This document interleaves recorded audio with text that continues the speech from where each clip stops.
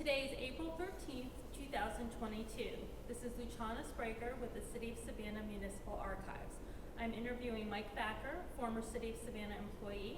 We are conducting this interview in the council chambers of the Savannah City Hall. Thank you for joining me today. Thank you for having me. We're going to start with an easy question. What is your full name? Full name is Michael Vaquer.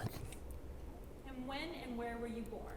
I was born October 1st, 1949 in Boston. So where did you grow up and spend most of your childhood? It's varied. We lived in Boston for probably the first year or two and then moved to New York City. Then from there we moved to Atlanta, then back to New York, then back to Atlanta. After 3 or 4 years we moved to Chicago for about 3 years, back to Atlanta, and then ultimately to Savannah in February of 1964. What age were you by then? 14. My first weekend was the weekend that the Beatles made their first appearance on the Ed Sullivan Show. That's a good landmark for it. So where did you're 14, so your formative sort of high school years were in Savannah. Where did you go to school? I went to Jenkins. Did my last year in junior high school at Myers, which basically was about 3 or 4 months, and then went to Jenkins High School for 9th, 10th, 11th, 12th grade. So, coming into Savannah in the 1960s, you want to just, that's sort of right on the tail end of desegregation. What was your impression of Savannah after spending time in Boston and New York and Chicago? What did you think of Savannah? It was a sleepy town.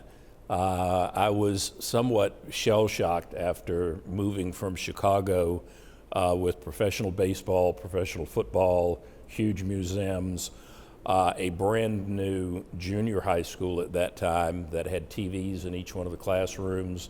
In the 7th grade, we changed classes and the like. Moved back to Atlanta and found myself in the same school that I had started elementary school in many years before, complete with recess and the science lab being in a box on the shelf. And baseball was the Atlanta Crackers. Atlanta was a very different city than it is now. When we left, they were in the process of building the Fulton County Stadium, which was replaced just after the Olympics. And then moved to Savannah with no baseball. In Atlanta, I was in a high school. Savannah, I found myself back in junior high school just because of the way the grades were configured. So I didn't know for a while where I was, but very quickly grew to love and embrace the city. So go on and tell us about then your next level of education and how your path then continues on. I went to Georgia Southern for my first 2 quarters in school, and then returned to Armstrong, I believe, in the summer of 1969, and continued at Armstrong for a couple of years. Wound up picking up photography as not only a hobby, but was work study as one of the photographers for the school. I really embraced photography and had an opportunity to leave school in my junior year to manage 3 camera stores here in Savannah. One that was on the corner of McDonough, Perry, and Drayton Street at the time, and worked there for 2 or 3 years, not only handling clients with photography needs, cameras, etc., but wound up teaching some photography classes as well. And in 1973, 74, had an opportunity to go to work at WJCL TV as their director of photography. That was at a period where they were moving into the first station that had color film full-time for their newscasts. They had sound on film, and they brought Doug Weathers in to be the head of the news department, and I was attached then to the news department as one of the photographers. They eventually had me doing the news on the radio station on the weekends, and then I morphed into being the weatherman for the 6 o'clock and the 11 o'clock news, was attached to, again, the news department, and became one of their reporters, and covering City Hall and all local governments.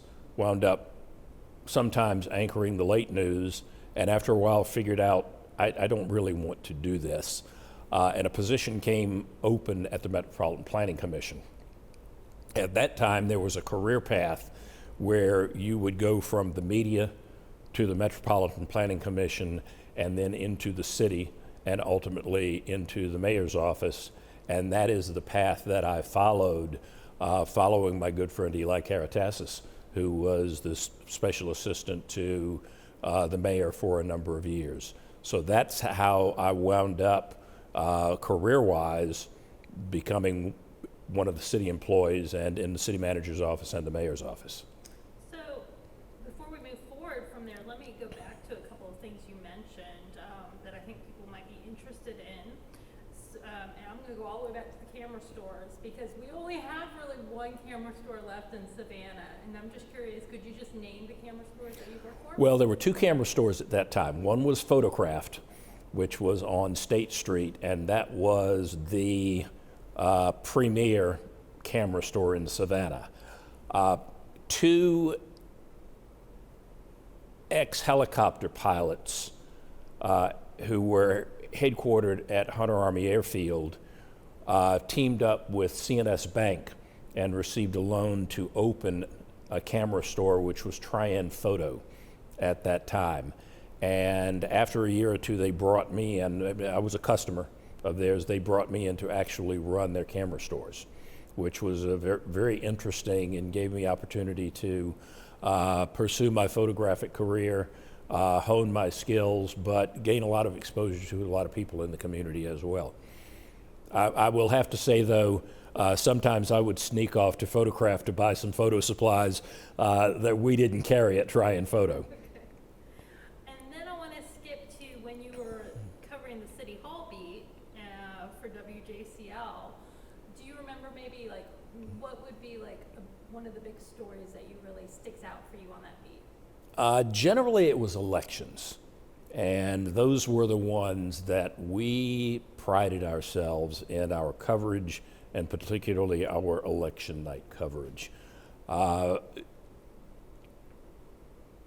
We didn't have a whole lot of depth in terms of what was going on politically in the community or what was the importance of the stories to begin with. But after doing this for a couple of years, you began to figure out, okay, what are the big stories, what are the not so big stories, and who can you go to? And oftentimes, we would sit in the meetings and watch the proceedings, and at the end of the meeting, we would go to one of the individuals and say, okay, what was the most important thing to come out of this particular meeting? So it was an entire process of learning on the fly as we moved forward. And through that, of course, I personally managed to develop a lot of relationships with the elected and the appointed officials, both particularly in Savannah and in the county. And then, so let's now skip to, what was your position that you held at the MPC? I was the public information officer at the MPC. I believe I joined the MPC in May of 1977, which was about 30 days or so before Rusakis Plaza was completed and dedicated. My responsibilities as PIO were to be liaison with the media, but to also work with the MPC on all of the documents that they produced on an annual basis, make sure that those were available to the community at large and the individuals who wanted information on the planning documents that we had, whether it was comprehensive plan, strategic plan for transportation rather, whatever. But in that capacity, I had the opportunity to work very closely with the mayor's office and to work with the city manager's office. So the mayor's office would oftentimes use me as an individual who could work with location scouts for the movies so that I could take them around and show them areas that they might be interested in. Previous to that, I had done work at the TV station with the filming of Gator, with the filming of Roots, so I had a familiarity with exactly what was going on. City Manager Don Mendoza had a habit of referring projects to the MPC that he wanted the county to participate in, but knew that the county was not going to necessarily want to provide direct funding. So in that capacity, I was assigned responsibility for working with the Revolutionary Battlefield Park Committee, which had been established basically a year before. And part of that effort was to try to market the Central of Georgia train yards, the Central of Georgia train depot for development, at least as conceived at that time, as something along the lines of Ghirardelli Square in Philadelphia. So when I came on board, consultants had already developed a 30-40 minute video presentation, actually it was slides, presentation, and my job was to cut that down to about 7 minutes and then to meet with the civic groups and the garden clubs to drum up interest in what could be done with that particular piece of property. That led to a relationship that I established with Mr. W.W. Law, who was one of our members, and the committee was interested in doing a commemoration of our Revolutionary War battle, the Siege of Savannah, which was fought on October the 9th, 1779.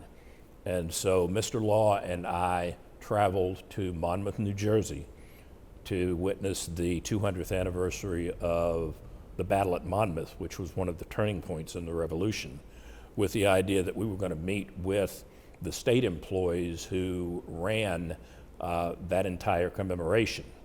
We had a grand time, enjoyed what we were doing, learned a lot, came back, met with the Revolutionary Battlefield Park Commission, and gave them a report and informed them that we could contract with these individuals for a cost of about $40,000, at which time Mr. Law said, a point of privilege here. He said, we're not going to do that, we're going to have you do that. And so that then became basically my full-time job for a year and a half. As an employee of MPC? As an employee of the MPC, we ran the 200th anniversary of the Siege of Savannah in 1979, which involved the Polish government, the British government, the German government, obviously the English, the White House, and 1,000 reenactors, and actually developed into a year-long event. It was interesting, challenging. We actually engaged the 24th Infantry Division as well, because we actually performed the battle reenactment at Hunter Army Airfield, which was very interesting because we did have involvement from the Polish government, which was then an Eastern Bloc company. So for the actual event itself, when the Polish diplomats arrived and were going to go on Hunter Army Airfield, all of the aircraft had to be moved or had to be sequestered in the hangars, which did not make the general very happy. But it was a great event. It was a large success. And 2 weeks after completing that, I received a phone call from Don Mendoza, who asked me to come join his staff as his assistant, which was the assistant to the city manager. There were 2 or 3 assistant city managers. Michael Brown was one of those. Henry Moore was another, and I think Carol Bell was another at that time, who had program responsibility. The assistant to the city manager was somewhat an ombudsman and also was responsible for putting together the city council agenda for each meeting. And I was laughing when I came in here because I've spent many, many years in this room, but I actually sat for several years at this table at every city council meeting before there were microphones, before there was video, before there were computers. I had a little Expando manila folder that had every document having to do with city council meeting in there in the event that City Attorney J.B. Blackburn, who was next to me, Don Mendonza, who was across the table, or Sophie Gottlieb or Diane Reese, who were also at the table if they needed the documents. The level of sophistication was not what it is now. That file at any time was probably no more than 3 inches, 4 inches thick. Now I know the documents that are with city council agendas run several hundred pages at a minimum.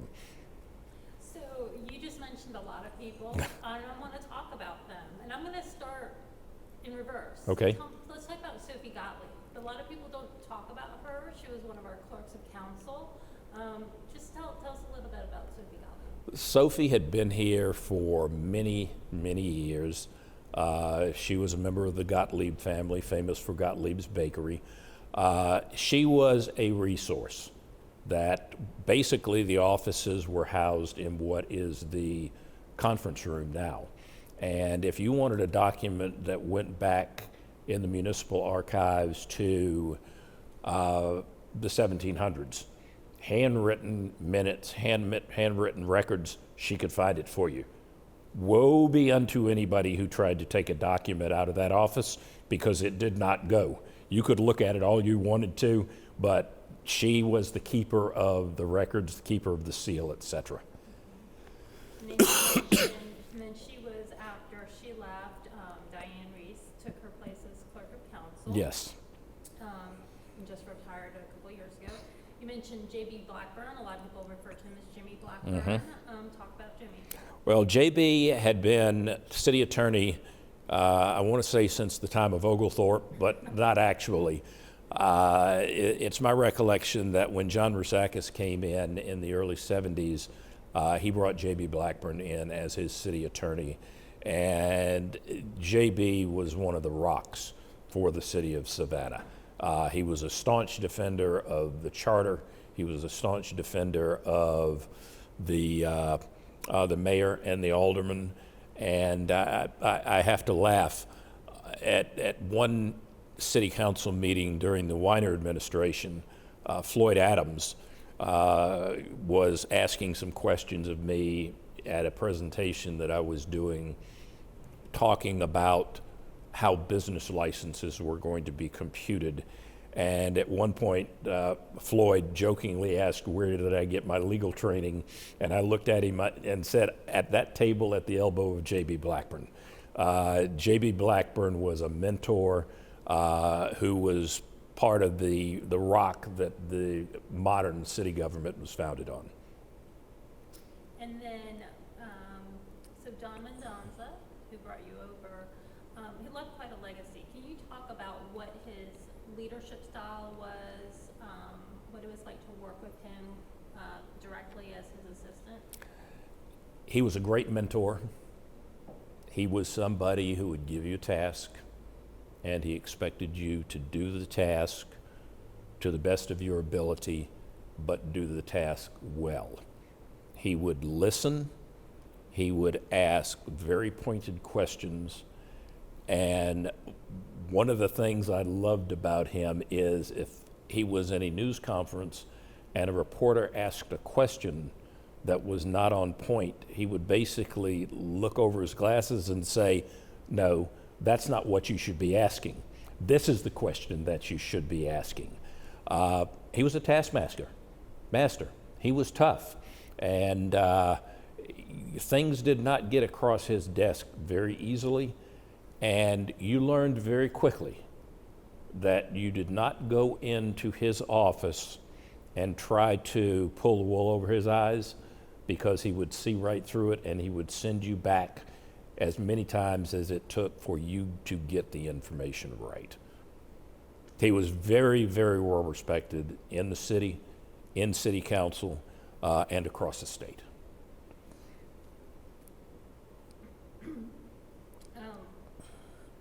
What were, during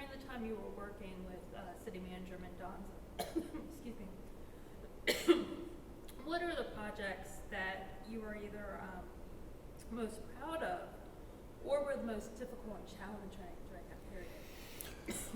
Well, I think the the ongoing work of trying to get all of the documentations that you needed to have for the city council agendas on a weekly basis were oftentimes extremely challenging. And at that time, we were in the mode of if a citizen had an issue that they wanted to be resolved, such as a car that was broken from running through a pothole, etc., they petitioned city council, and then they had the opportunity to come before city council and try to appeal whatever the decision and recommendation was. That was very difficult to put together and to accomplish.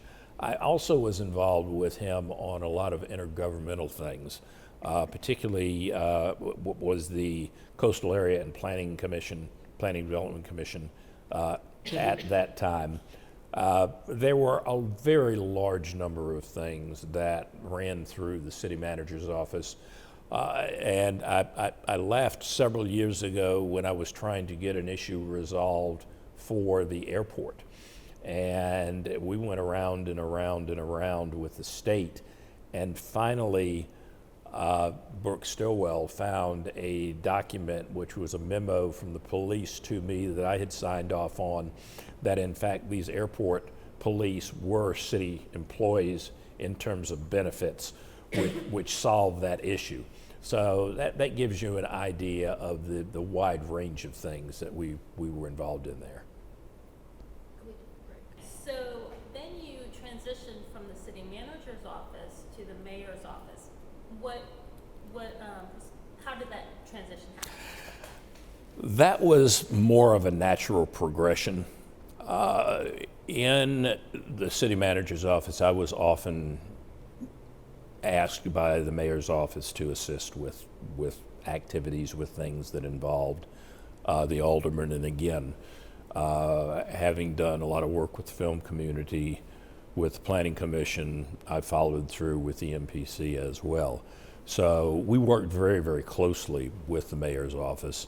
And when my predecessor, Eli Karatassis, decided that he was going to leave and go to work for what was then Savannah Bank and Trust, the mayor asked me if I would join his staff while we were walking to an event in the middle of Johnson Square.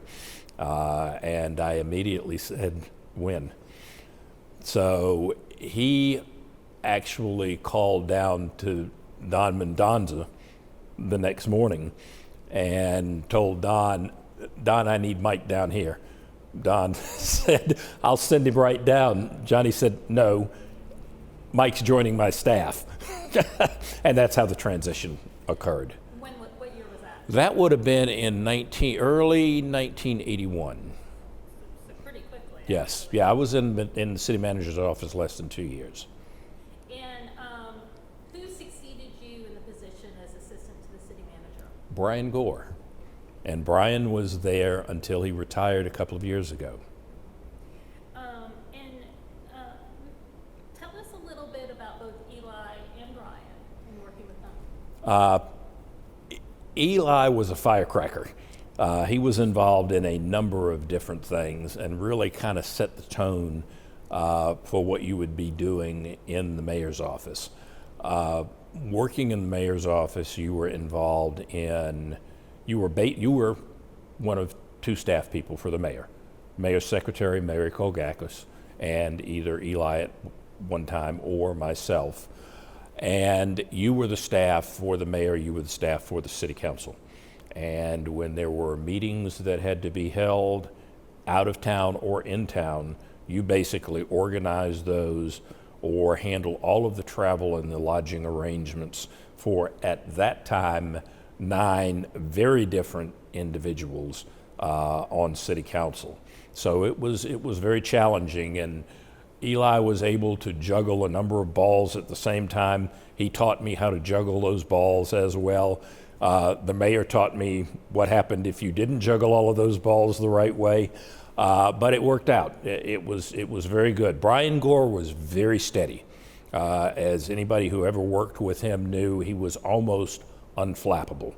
And he had been a budget analyst, as I believe, prior to coming into the city manager's office, and he fit the bill on exactly what Don wanted in terms of somebody who was as much detail-oriented and used to dotting all the I's and crossing all the T's. So let's talk about Mayor Rousakis and his personality, how he managed city council and the role of mayor. I had the pleasure of working with him really from when I was a reporter and getting to know him. Very gregarious, very well loved in the community. In fact, the first news story that I covered in 1974 was his State of the City address at a spaghetti dinner at the Hellenic Center. And here I am with a 50-pound Bach Oricon 16 millimeter sound on film camera with a 75-pound tripod that had to, and the camera had to be plugged into electricity in the wall. It was not battery operated, and filming that and then interviewing him at the end.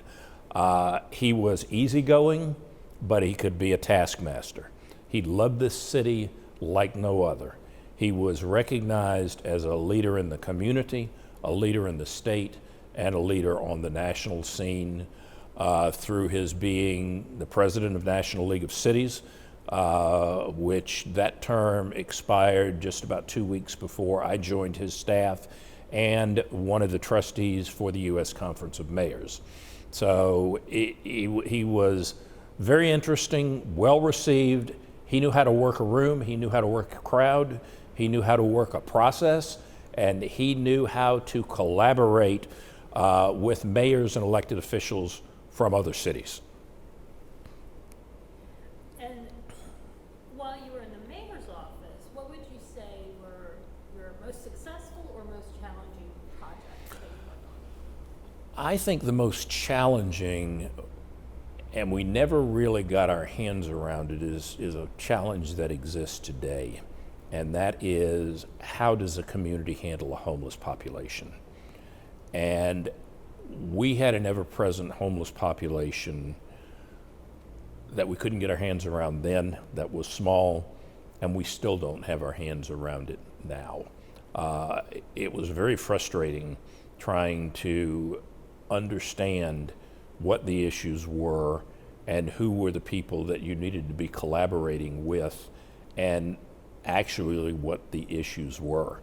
And so that's probably the most frustrating. One of the most successful things I think that I worked on really came out of my position as the special assistant to the mayor, and that was serving on the Georgia Semi-Quincentenary Commission, which was put into place by the state legislature to handle the 250th anniversary of the founding of the state. And so with that, I had the opportunity to work very closely with B.H. Levy, Lois Wooten, Jane Filer, Preston Russell, and others from across the state in putting together a year-long observance of that particular event. That included a commemorative postal card, commemorative medallions, moving the fireworks from Memorial Stadium to River Street for the first time ever. That continues until this day. And one part that was part of that, but was somewhat disconnected, was the lasting legacy we have now with Franklin Square. Because in the 50s, Highway 17 was run through the middle of Franklin Square, so the square was divided in two. It wasn't until around that time period that we finally were able to work with the DOT to de-designate that as part of Highway 17, that then made it possible for the city to reestablish that square. And that's somewhat part of the lasting legacy of some of the things that we worked with, and that was quite satisfying.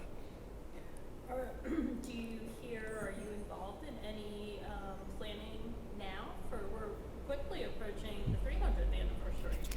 I won't be around for the 300th anniversary. Interesting though, we did the 200th anniversary of the Siege of Savannah. We were retained by Mayor Otis Johnson and Michael Brown to put together the 225th anniversary of the Siege of Savannah in 2004. And I now am beginning to work with some collaborators in Virginia and North Carolina, and with Todd Gross, who is the head of the Georgia Historical Society, because planning is underway now for the 200th anniversary of the Declaration of Independence and ultimately the Constitutional Convention. And so we probably will see some forward motion on that sometime next January. And we're trying to decide whether this would be a state-run effort, which it probably would, but then if it is, would it be an independent body such as our Semi-Quincentenary Commission was, or would it be housed with a department? And this is a work in progress, but there's a significant amount of interest that is developing in this.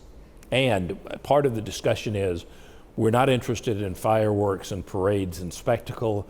What we're primarily interested in now is some lasting educational component that can educate people about not only the importance of the Declaration of Independence, but more importantly, the importance of the Constitutional Convention and the very difficult issues that those folks had to contend with before they came up with a document that could ultimately be adopted.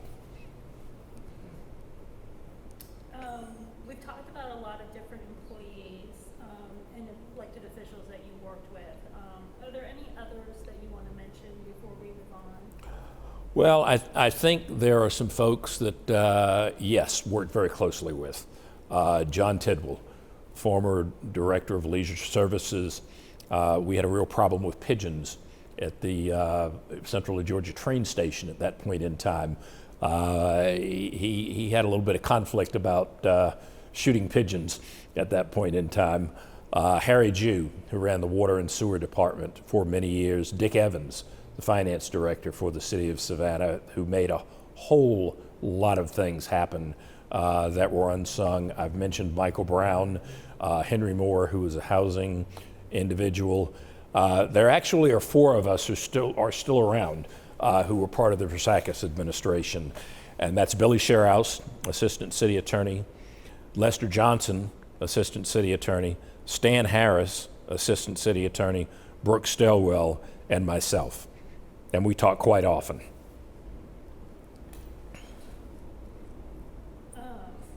Okay, so I'm going to move forward a little bit to what you've been doing since you left city employee. What year did you leave the city? Would have been 1984. Okay, so since you've left the city, you've remained very involved in the local politics and community. So talk about the work you've done since then. When I left the city, one of the things that I realized that I needed was corporate experience. And so I had the opportunity to join Great Dane Trailers and work with them for about 4 years as their advertising coordinator. Someplace else that my photographic training came into play with because I was involved in working with brochures, trade shows, and doing some training videos and some video brochures that were pretty innovative at that point in time. Excuse me. During that time, I was approached by Fort Howard that was building a paper mill in Rincon, Georgia. And after discussions for 6 months, they moved to hire another individual. And then about a year later, after the failure of their opposition to a local option sales tax in Effingham County, the phone rang, and it was Fort Howard corporate headquarters in Green Bay asking me to come and be their head of governmental affairs. And so I worked with them for about 5 years, handling governmental affairs, basically the entire East Coast and as far west as Louisiana. And then when Bill Benz, who had been the long-term head of government affairs for Union Camp, retired. They brought me in to take over that operation, and I was with Union Camp / International Paper for 11 years until they offered me a early retirement package in 2004. And from that time, we established our own business as the Vaquer firm and have been contract consultants ever since. And the Vaquer firm, just say a little bit more about what it does. We are a full-service government affairs firm. We do lobbying at the state level, some at the federal level. We specialize basically in assisting local organizations and local governments with intergovernmental issues and with legislative issues at the state capitol. So you've remained here in Savannah. How has the city organization, watching the city organization and the Savannah community changed over, the past 5 decades that you've been watching? Well, the community has changed pretty significantly. You have to look back to the mid-'70s where, yes, Savannah was a historic gem, but there was a lot of restoration to be done. The Victorian district basically had seen no attention. There was no Savannah College of Art and Design at that point in time, and we had de facto corporate headquarters here through Union Camp, through Camara, through Savannah Foods and Industries, local banks that were run locally. Hunter Army Airfield was still here, even though it kind of shut down for a while, but then was resurrected. The community has changed in terms that now we have SCAD that is pretty dominant in the downtown area. We no longer have the corporate headquarters or the division headquarters that we had back then. In the 70s, the port was the port, but was nowhere near the dominant factor it is in the community. So in terms of looking from a business perspective, it has changed quite a bit. And what about government? The government has changed as well, and I would have to observe that technology has played a huge role in that. When I was at City Hall, we didn't have computers.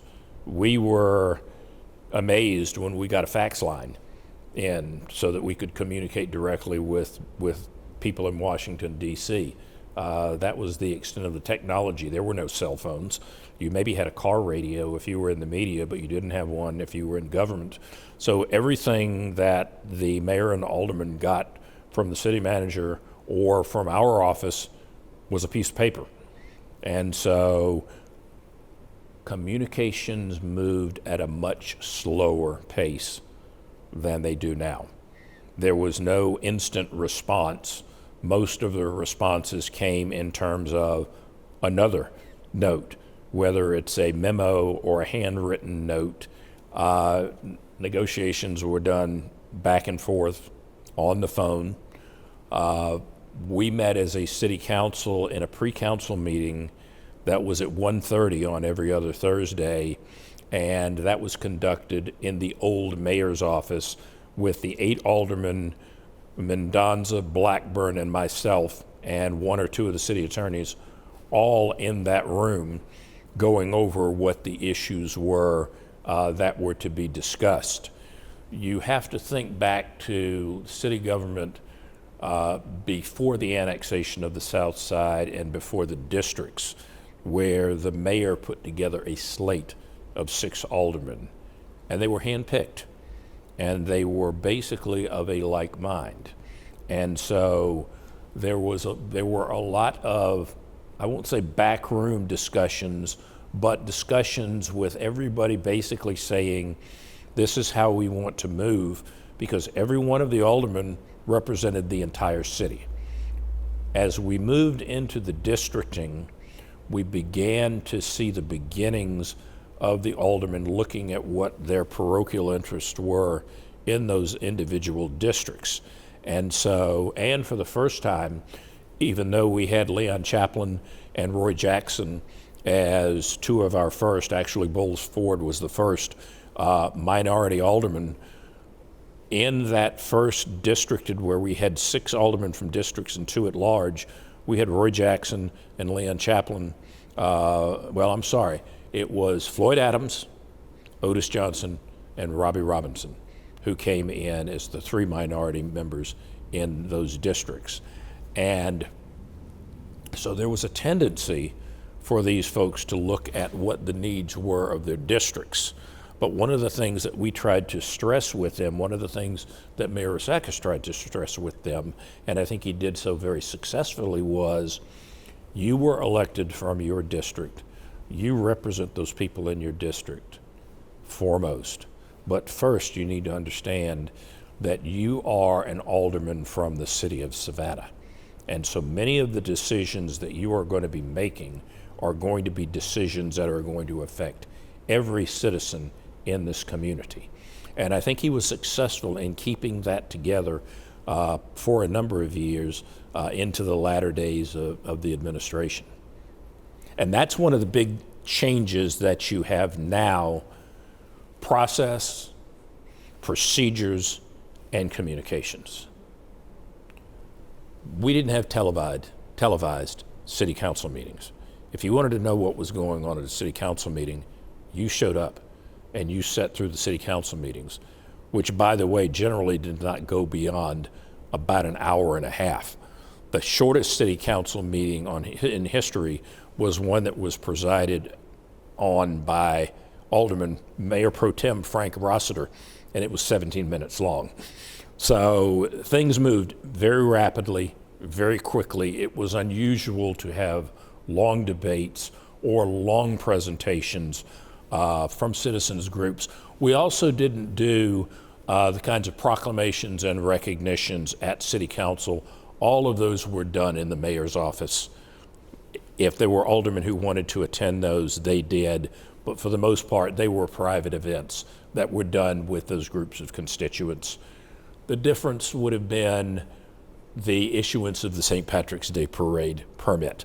And tradition has it that they come in and there's generally a couple of jokes that are cracked, and then the parade permit is issued. That tradition continues today. So kind of piggybacking on that a little bit, I want to ask, what do you think are Savannah's greatest assets and attributes, as well as the things that are holding us back?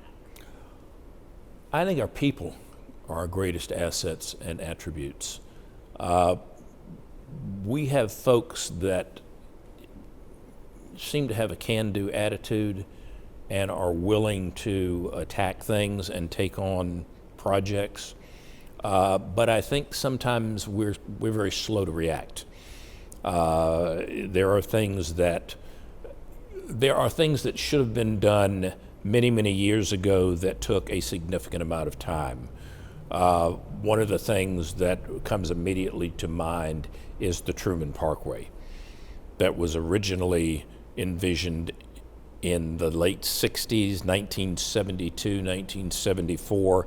It was on a ballot referendum to be built for a 25-cent toll. It took maybe 15 years plus later, and the advent of T-Splost for that roadway to be built. We have some folks that are willing to tackle these programs and these projects, but I'm not sure that they necessarily know how to go about and to build the coalitions that are necessary. I think we have a problem that we've had for some length of time in terms of the education that we have, the services that are provided by the Board of Education, which has been a problem. That's one of the key things in terms of attracting industries. We have a problem in attracting industries. We're really good at attracting warehouses that are 1 million square feet, as you can see from what CETA has been able to accomplish, and my hat's off to them. But 1 million square feet of warehouse does not support a neighborhood. So I think there's a disconnect there that we need to figure out how to address. The other thing is something that is front and center on the table right now, and that is affordable housing. We are a tourist economy. We are a port economy. We were a manufacturing economy, not so much anymore. The port workers make a very good wage. They get paid very well for what is dangerous work. For what it's worth, the tourist economy does not pay well.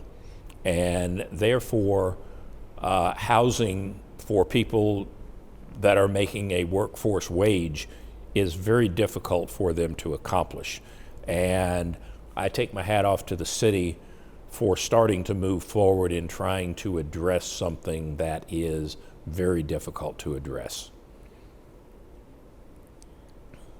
I'm circle back a bit to Union Bag and International Paper, since you worked for that company for so long.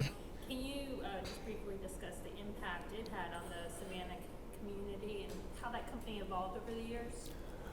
Yes, Union Camp probably was the backbone of Savannah for many, many, many years, being established in the middle 1930s. They built what at one time was the largest paper mill in the world that employed, I guess, over 4,000 individuals. It clothed, it fed, and it sent to school thousands of Savannians who are business leaders today. There was somewhat of a joke that a job at Union Camp when you were just out of high school during the summer assured that you were going to go to college because you did not want to work that hard and be that hot.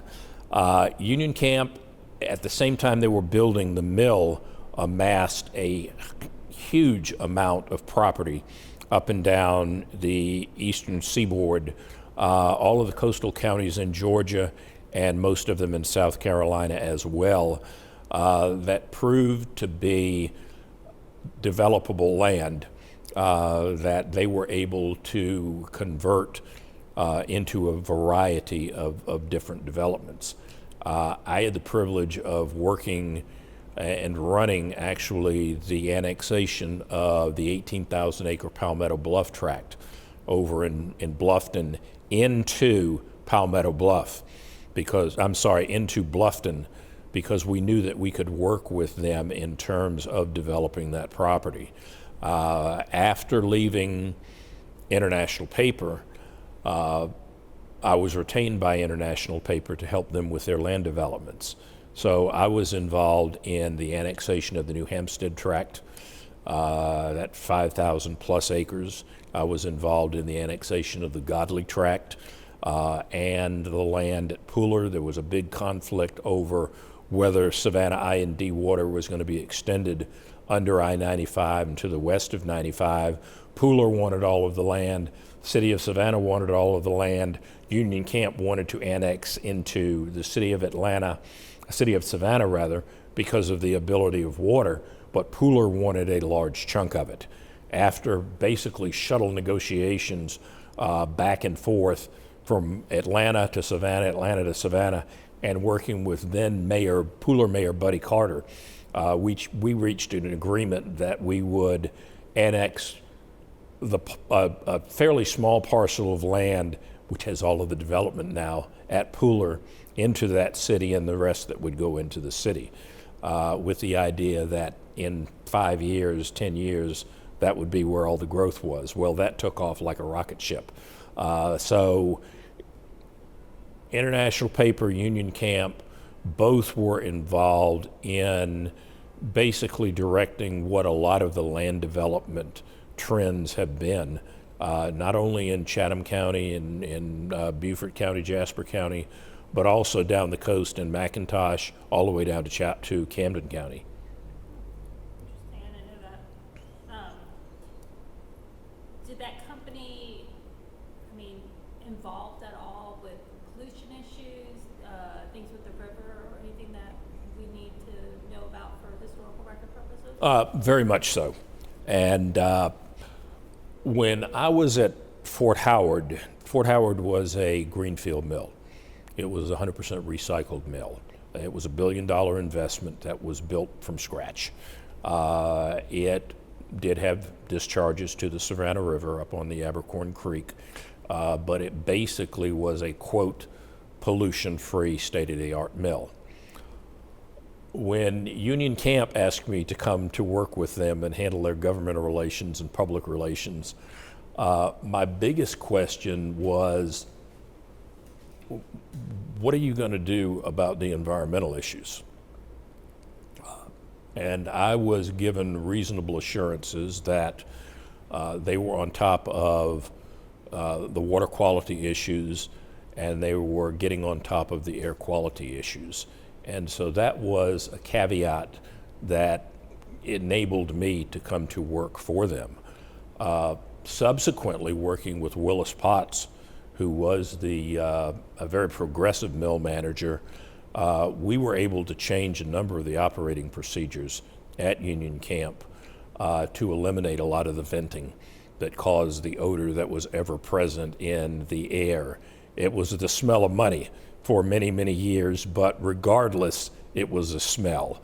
That is unusual. That became unusual because we basically handed down the concept that if you're going to have to start venting gases that smell for more than 15 minutes, then you can start shutting down the mill. And that got the attention of the engineers. At Union Camp, I was very involved in our water policies, particularly in terms of water use.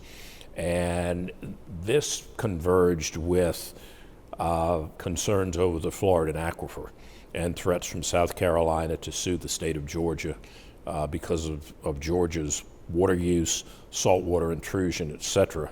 So we basically put together a group that was Gilman Paper from down in St. Mary's, Georgia Pacific and Brunswick, Rayonier and Jessup, and Union Camp that worked with the state and with each one of the mills providing $1 million to the state to conduct what turned into a multi-year sound science initiative to actually do the work and the studies of what was going on under the ground and what were the water supplies. That led to the state adopting a water policy that basically set into place required reductions in water use, groundwater consumption from all of the groundwater permit holders, including the City of Savannah. Now, on another side, we were very involved with the harbor deepening. The harbor deepening was proposed probably back in 1997, 98.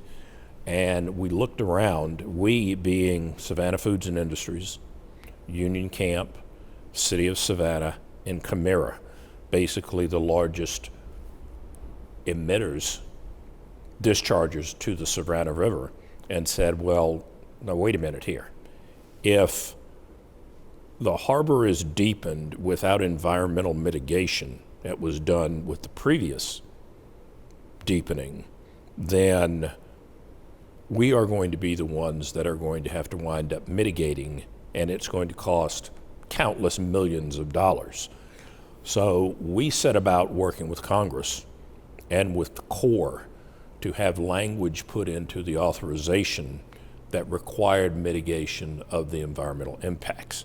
And that's what led to this project moving from maybe a 2 or 3 year project for a few $100 million to the project that we see today that was just completed. That gives you an idea of the kind of environmental leadership, and the Sierra Club was involved in that as well, the kind of environmental leadership that these corporations took. I have to laugh when International Paper bought Union Camp. One of the first questions they asked was about the commitment for the Sound Science Initiative and how did we commit $1 million to the state of Georgia to pay for this? At what level in the corporation did this decision take place? And we basically looked at them and said, We were a corporate division. We were quasi-independent. We decided we were going to do it out of funds that we had. They said, can we stop paying this? No, we cannot. We've committed to it, and they lived up to it and paid for it. So there was significant environmental stewardship there. And you also need to understand that on the forestry side, Union Camp / International Paper owned at a minimum 1 million acres of forest land in the state, which was managed and to this day is still managed in a sustainable, responsible manner. Okay, that was my last question I had for you. So I just wanted to ask if you had anything else you wanted to add about your time with the city government or the Savannah community in general, or your career that we haven't already covered. It's been an interesting, fascinating career. I have spent probably 40 years in and out of this building and in and out of the various governments throughout the Tri-County area. I now do work not only in Chatham County, but in Bryan and Effingham County, and see the stark differences within each one of the individual elective bodies that I work with on a daily basis. They are each unique. They have their own personality. They present their own challenges. But at the end of the day, after doing this for this number of years, these folks that are elected at the local level are dedicated public officials. You may not agree with what they say. You may not agree with how they're saying it, but they are looking at the interests of their constituents, whether it's City of Savannah, Chatham County, Port Wentworth, you name it. They are devoting significant time to help move our collective communities forward. And I thank them for the amount of time that they provide to do this and the opportunity that their actions give to me to represent my clients and actions before them.